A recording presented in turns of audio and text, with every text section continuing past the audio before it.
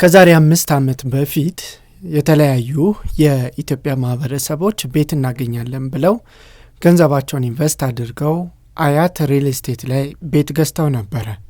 በ2 ዓመት እስከ 3 ዓመት በሚቆይ ኮንትራት ቤቱ ይደርሳቸዋል ተብለው ቤት ከገዙ እነሆ 6 እና 5 ዓመት ሆነዋቸዋል። እንደዛም ሆኖ የከፈሉበት ብር እንዳለ ሆኖ ቤቱን እስካሁን ድረስ አልተረከቡም። በተለይ ደግሞ በአያት አካባቢና በሴሚሲ አካባቢ ላይ ቤት በርካቶች ቢገዙም ካሁን ይደርሰናል ብለው ቢጠብቁም እስካሁን ድረስ ቤታቸው ማግኘት አልቻሉም። የአያት ሪል ስቴት ቤቶች የት ደረሱ? ምን ሁኔታዎች ላይ ነው ያሉት? እስካሁን ድረስ ቤቶቹን ለምን መረከብ አልተቻሉም? በዚህ ዙሪያ ላይ ዝግጅት ክፍላችን ሲያደርግ የነበረውን ጥናት ዛሬ ይፋ ያደርግላችኋል። አብራችሁን ቆዩ። ሰላም፣ እንዴት አላችሁ? የተወደዳችሁ የከፍቲዩብ ተመልካቾቻችን፣ ዛሬ በአያት ሪል ስቴት ዙሪያ ላይ ትኩረት አድርገን መረጃ እንሰጣችኋለን። ይህንን መረጃ የምንሰጣችሁ የድርጅቱን ስም ለማጥፋት ሳይሆን ከፍቲዩብ በተለያዩ አጋጣሚዎች የድርጅቱን ቤቶችና አክሲዮኖች ለተመልካቾቹ በተደጋጋሚ አስተዋውቋል። ያስተዋወቃቸው ቤቶች ምን ደረጃ ላይ አሉ ሲል ፍተሻ አድርጓል። የዚህም ፍተሻ ውጤት ዛሬ እንነግራችኋለን። ማጠንጠኛችን ደግሞ ከዛሬ 3 ዓመት በፊት በአያት ሪል ስቴት ቤቶች ሲተዋወቁ የነበሩ ቤቶች የት ደረሱ? መረከቢያ ጊዜያቸው መቼ ነው? እስካሁን ለምን አልተረከቡም? ድርጅቱ በምን ቁመና ላይ ነው ያለው? ለቀጣይስ መቼ ያስረክባል? የሚለውን ዝርዝር መረጃ በዚህ ቪዲዮ ታገኛላችሁ። የዚህ ቪዲዮ ዋና ዓላማ ቤቶቹ ምን ደረጃ ላይ እንዳሉና መቼ በቀጣይ ሊረከቡ እንደሚችሉ ፍንጭ መስጠት ነው።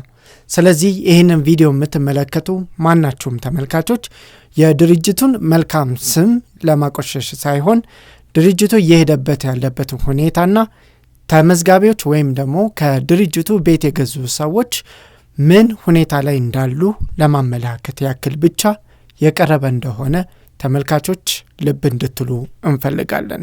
ወደ መረጃው እንሂድ። አያት ሪል ስቴት እጅግ በጣም ስመጥር የሆነ ድርጅት ነው። መጀመሪያ አካባቢ ላይ ከዛሬ 25 ዓመት በፊት ሲቋቋም በግለሰብ ደረጃ በፒኤልሲ ደረጃ ነበረ። በኋላም 18 ሰዎች አባል ያሉት የአክሲዮን ማህበር ሆኖ በከፍተኛ ሁኔታ በኢትዮጵያ ውስጥ በቤት ልማት ዘርፍ ላይ የተሰማራ ስመጥር ድርጅት ነው አያት ሪል ስቴት። አያት ሪል ስቴት አሁን ላይ አያት ተብሎ በሚጠራው አካባቢ ላይ በርካታ መኖሪያ ቤቶች በተለይም ደግሞ ቪላ ቤቶችን በመገንባት ለብዙ ቤቶች ፈላጊ የኢትዮጵያ ማህበረሰቦች ቤት በማቅረብ ስሙን ገንብቷል። አሁን ላይ ከ10,000 በላይ ቤቶችን በመገንባት ለተጠቃሚ ያስተላለፈው አያት ሪል ስቴት በቅርብ ጊዜ ውስጥ በአያት አካባቢና በሴሚሲ አካባቢ በሚገነባቸው ግዙፍ የመኖሪያ ቤት ፕሮጀክቶቹ በእጅጉ ይታወቃል። በእነዚህ ግዙፍ የመኖሪያ አካባቢዎች ላይ በሚገነባቸው አፓርትመንት ቤቶች በርካቶች እምነት ጥለውት ቤት ገዝተውታል። ከስቱዲዮ ጀምሮ እስከ ባለ 3 ባለ 4 እና ፔንታውስ ድረስ ቤት ለመግዛት ብዙዎች ተሰልፈው ገዝተውታል አያት ሪል ስቴት። በተለይ በአያት ባቡር ጣቢያና በሴሚሲ ሳይቶቹ በርካታ ቤቶች ተሽጧል። እንደዚሁም የንግድ ሱቆች ለሽያጭ ቀርበው በሰልፍ ማለት ይቻላል ተቸብችበዋል። በተለይም በዚህ ዩቲዩብ ቻናል ላይ የአያት መኖሪያ ቤቶችና የንግድ ሱቆች በብዛት በማስታወቂያነት ቀርበዋል። በርካቶችም ይህንን ቤትና ሱቅ ገዝተዋል። ነገር ግን እስካሁን ድረስ ቤታቸውን አልተረከቡም፣ ሱቃቸውን አልተረከቡም። ለምን? ወደ ምላሹ እንሂድ። አያት ሪል ስቴት ኢትዮጵያ ውስጥ ካሉ ግዙፍ የሪል ስቴት ድርጅቶች መካከል አንዱ ነው። ግዙፍ የሚያሰኘው ባለው ካፒታል ብቻም ሳይሆን በሚይዛቸው ፕሮጀክትም ጭምር ነው። አያት ሪል ስቴት በተለያዩ ሳይቶች ላይ እጅግ በጣም ትልልቅ የሆኑ ፕሮጀክቶችን ይዞ በመገንባት ላይ ያለ ድርጅት ነው። በዋናነት መጀመሪያ ላይ ሲጠራ የነበረው በአያት ባቡር ጣቢያ ፊት ለፊት ሲገነባው የነበረው መኖሪያ ቤቶቹ አንዱ ነው። በዚህ መኖሪያ ቤቶቹ የገነባ ያለም በሲኤምሲ አካባቢ በ138,000 ካሬ ሜትር ላይ የሚያርፍ ከ70 በላይ ብሎኮችን በአንድ ጊዜ ግንባታቸውን ያስጀመረም ግዙፍ ድርጅት ነው። ይህ ድርጅት ፋይናንስ ችግር ሳያጋጥመው በራሱ ፋይናንስ ሲያደርገው የነበራቸው ፕሮጀክቶች በተለያዩ ጊዜ የግንባታውን ሂደት ለህዝብ በራሱ ዩቲዩብ ቻናል ይፋ ሲያደርግም ከርሟል። እኛም በተለያየ ጊዜ በዚህ ድርጅት ተገኝተን ቀርጸን ስናስተዋውቅላቸው የነበሩ የቤቶቹ ሁኔታ በሂደት ምን ሊመስሉ እንደሚችሉ ዛሬ ላይ እናሳያቸዋለን። በዋናነት ግን ከአያት ሪል ስቴት ድርጅት ቤት ገዝታችሁ የነበራችሁ የከፍ ተመልካቾችም ሆናችሁ ሌሎች የዚህ ድርጅት ቤት ገዢዎች ቤታችን የት ገባ፣ ሱቃችን የት ደረሰ እያላችሁ የተጨነቃችሁ ዛሬ ከፍቲው ለናንተ ትክክለኛውን ምላሽ ይሰጣቸዋል። ምላሽ 1 እውነት ነው።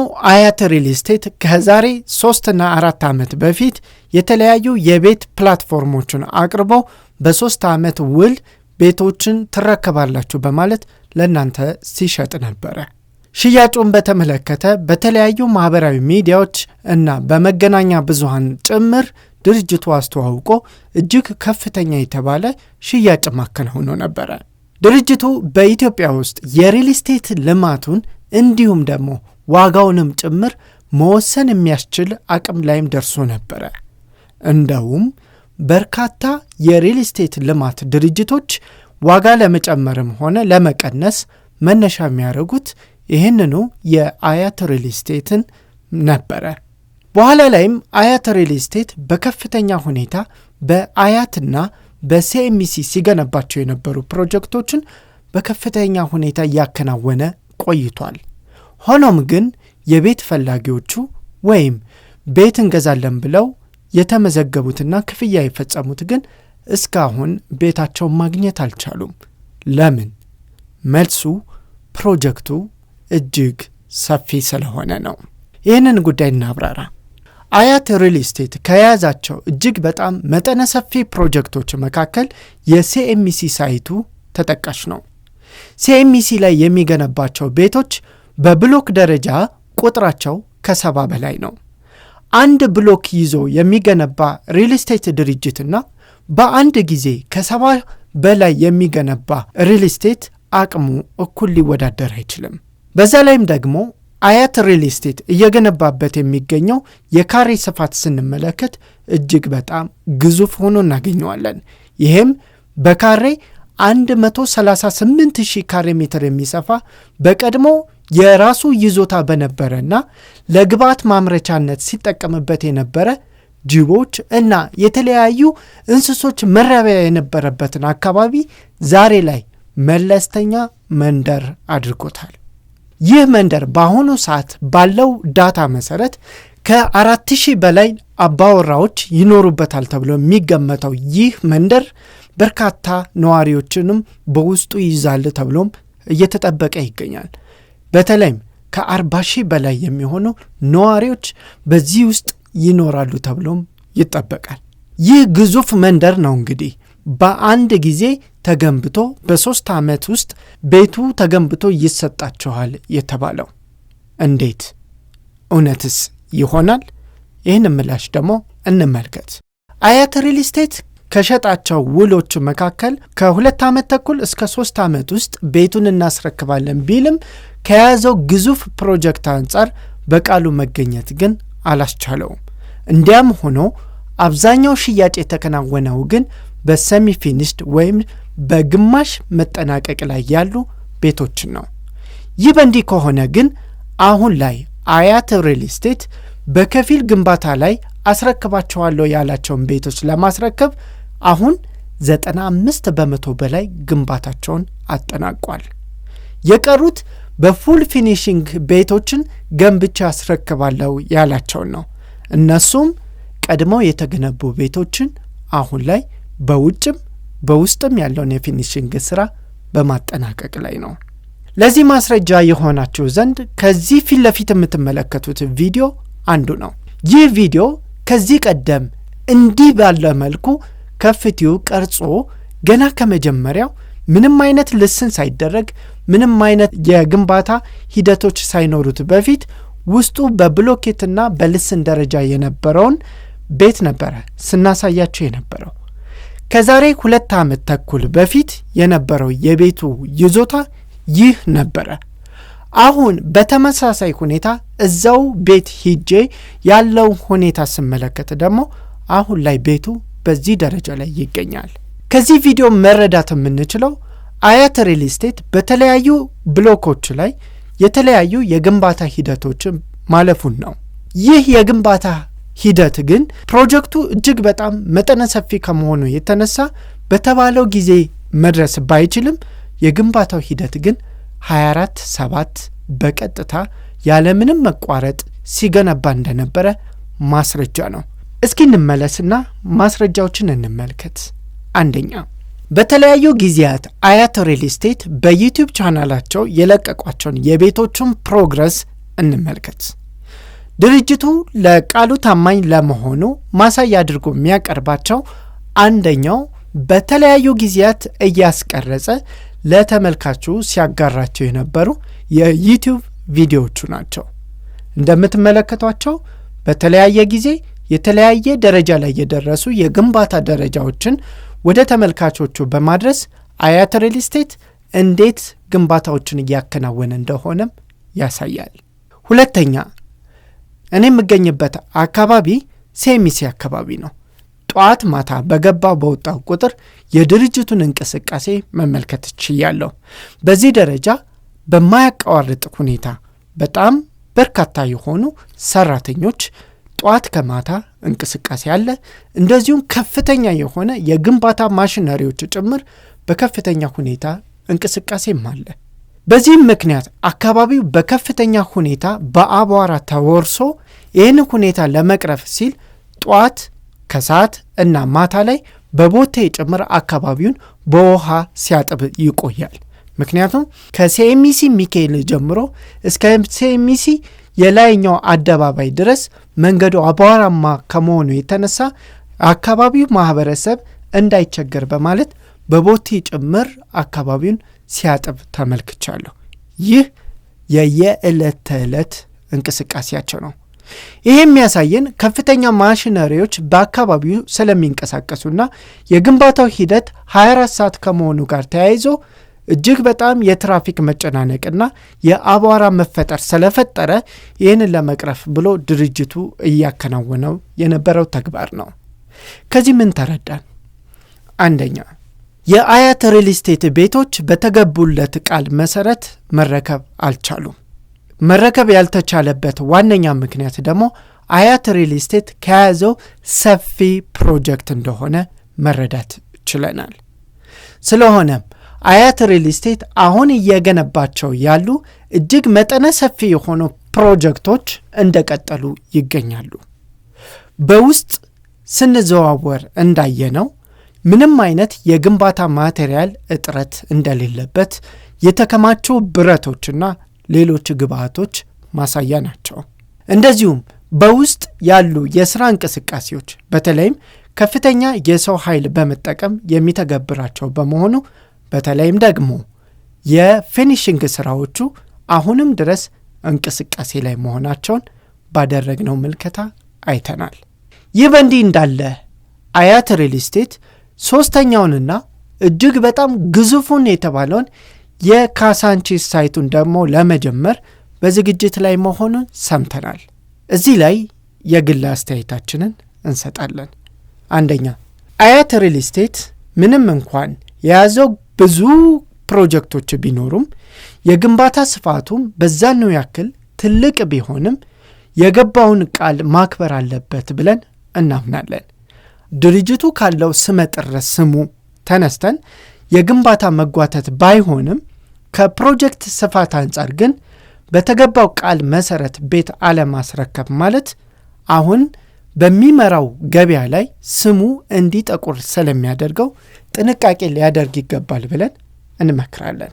ሁለተኛው ነገር ደግሞ አሁን ያሉት የአያትና ሲኤምሲ ሳይቶች ደንበኞች ቤታቸውን ሳይረከቡ ወደ ካሳንችስ መሄዱ በፕሮጀክት ልማትና በፕሮጀክት አፈጻጸም ላይ ያለውን ውጤታማነትን ለደንበኞቹ ማስረዳት ይኖርበታል ብለን እናስባለን።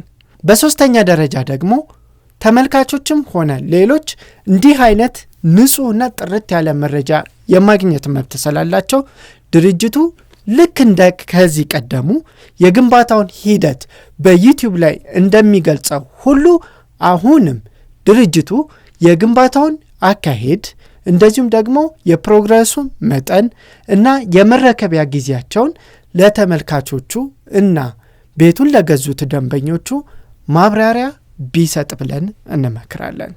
ክቡራን ተመልካቾቻችን ከዚህ ቪዲዮ ምን መረዳት ይቻላል? አንደኛ አያት ሪል ስቴት እጅግ በጣም ግዙፍ የሆኑ ፕሮጀክቶችን የመምራት አቅሙ ጠንካራ መሆኑን ተመልክተናል።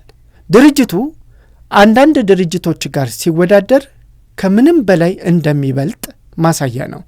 ለምሳሌ 1 እና 2 ብሎኮችን ለሚሰሩ ድርጅቶች እስከ 3 ዓመት ድረስ የቃል መግቢያ ሰነድ ይሰጣቸዋል።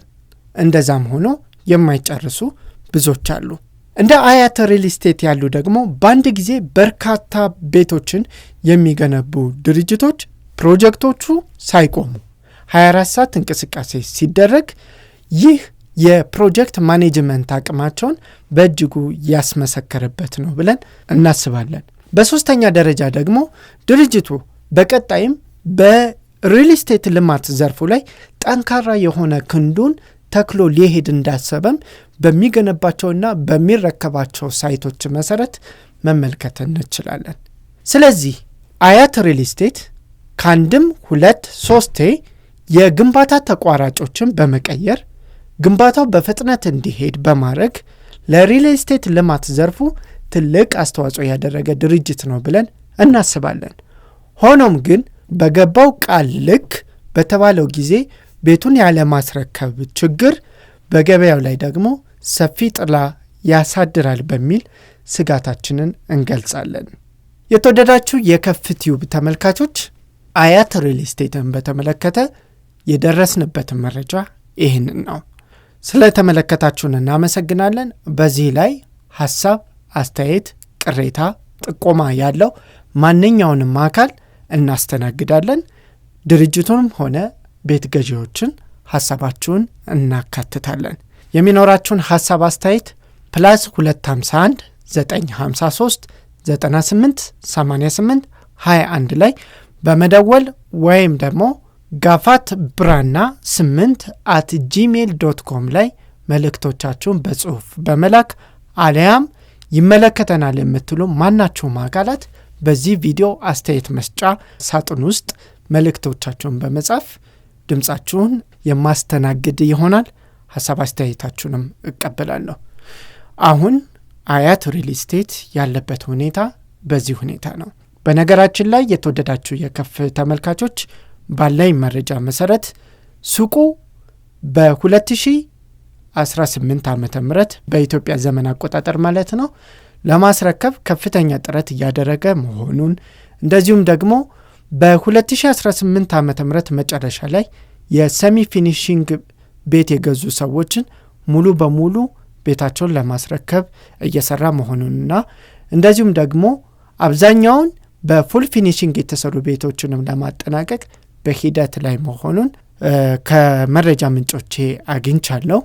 ይህ መረጃ ግን ኦፊሻል አይደለም፣ እንዲሁ ምን ደረጃ ላይ እንዳለ እንድታውቁ በሚል ያገኘሁት መረጃ ስለሆነ እሱን እሰጣችኋለሁ።